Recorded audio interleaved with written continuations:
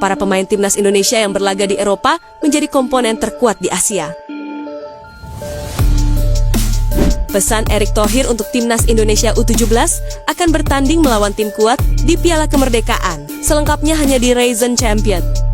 Sebelum kita membahas beritanya lebih lanjut, ada baiknya kita memberikan like ke video ini, karena like itu gratis. Terima kasih atas kesediaan kalian ya teman-teman.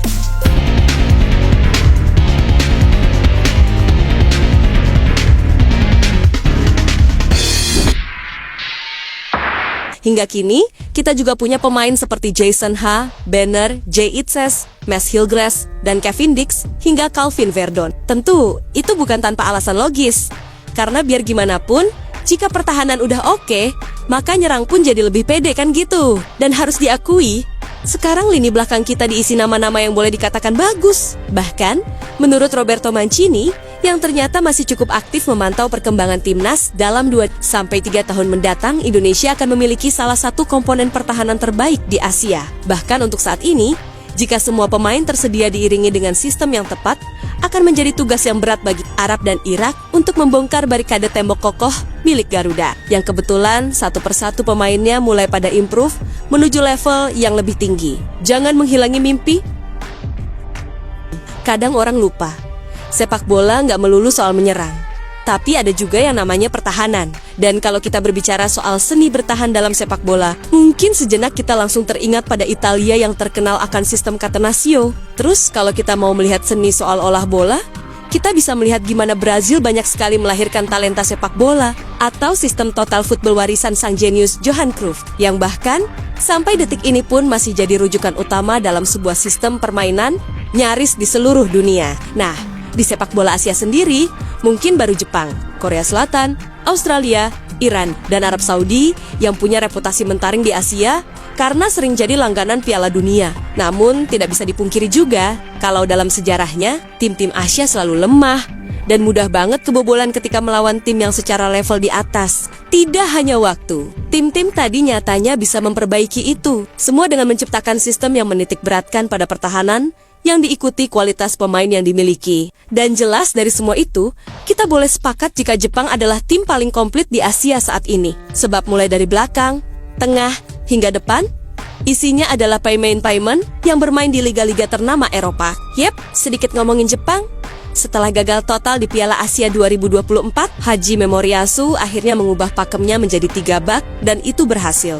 Di round 2 kemarin, Jepang benar-benar sapu bersih dengan tanpa sekalipun kalah ataupun kebobolan. Begitupun Australia, yang juga nggak pernah kalah atau seri dan juga kebobolan. Kemudian di round 3, kedua tim itu juga punya catatan impresif. Bang, dari semua pertandingan, sanggup meraih 7 kemenangan, 2 imbang, dan sekali kalah, memasukkan 30 gol dan cuma kemasukan ketiga. Sedangkan Australia meraih 5 kemenangan, 4 imbang, dan sekali kalah, memasukkan 16 gol dan kemasukan ke-7. Nah, melihat catatan tadi, wajar jika kedua tim itu memang layak lolos langsung ke Piala Dunia ke-2026. Yep, berbicara soal timnas Indonesia, memang harus diakui kalau secara progres tim Garuda memang naik. Termaksud keberhasilan mengunci satu tempat lolos ke round 4 dan akan menjalani laga penentuan melawan Arab Saudi serta Irak. Memang secara umum timnas Indonesia harus diakui belum 100% benar-benar tune in sebagai sebuah tim. Akan tetapi, melihat perkembangan yang ada, Roberto Mancini meyakini kalau Indonesia dalam 2-3 tahun ke depan sangat bisa bertarung seimbang melawan dominasi tim-tim kuat di Asia. Selain itu, Mancini pada akhirnya benar-benar mengakui kalau progres timnas Indonesia sangatlah pesat, terutama dengan komposisi pemain muda yang ada plus dukungan dari federasi serta pemerintah. Membuat tim Garuda dianggapnya punya prospek cerah. Saya mengenal baik timnas Indonesia. Mereka sudah berkembang secara signifikan dalam 10 tahun terakhir. Indonesia merupakan salah satu tim yang berkembang dan kita sudah melihat perkembangan tim muda mereka yang akan menjadi bagian dari tim utama mereka. Sehingga siapapun kini harus menghormati mereka dan bersikap baik, tegas mantan pelatih timnas Italia tersebut. Lebih lanjut, Mancini sendiri dalam hal ini juga diketahui memberikan peringatan tersirat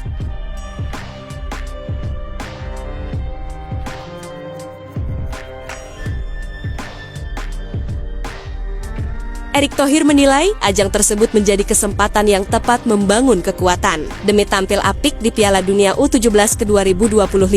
Melalui unggahan Instagram pribadinya, Erick Thohir juga berharap Timnas Indonesia U17 dapat mendukung penuh supporter dalam laga nanti, sebab hal itu bisa turut membangun mentalitas para pemain di lapangan. Saat ini, Timnas Indonesia U17 sedang menjalani pemusatan latihan di Bali yang dimulai sejak 7 Juli tahun 2025.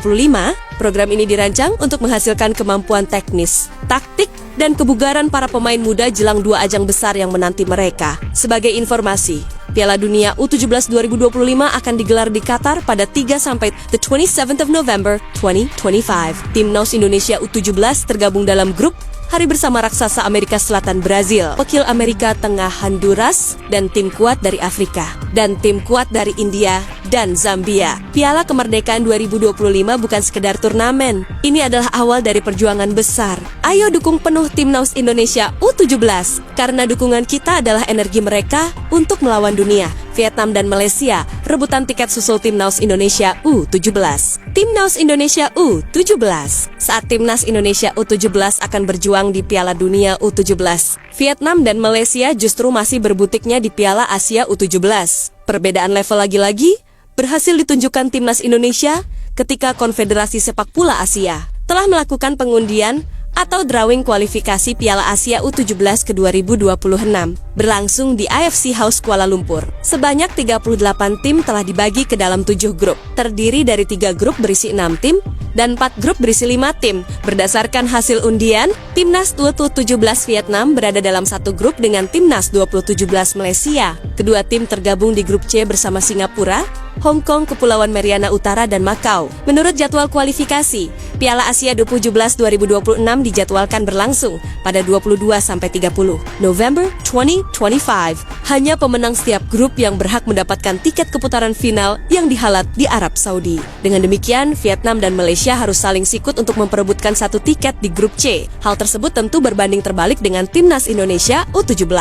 Skuad asuhan Novarianto tidak perlu menjalani kualifikasi lantaran berhasil melaju ke babak perempat final Piala Asia U17 2025 pada April lalu. Selain Indonesia, 7 tim lain yang lolos ke perempat final juga meraih tiket otomatis ke edisi tahun depan. Mereka adalah Uzbekistan, Arab Saudi, Korea Selatan, Korea Utara, Tajikistan, Jepang, dan Uni Emirat Arab. Qatar juga telah memastikan diri lolos karena statusnya sebagai tuan rumah Piala U17 ke 2025.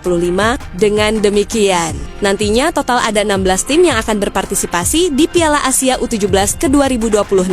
Artinya Timnas Indonesia U17 telah mengikuti jejak timnas senior yang lolos Piala Asia tanpa kualifikasi. Kini, Nova Arianto tinggal fokus menggembleng anak asuhnya untuk berjuang keras di Piala U17 mendatang.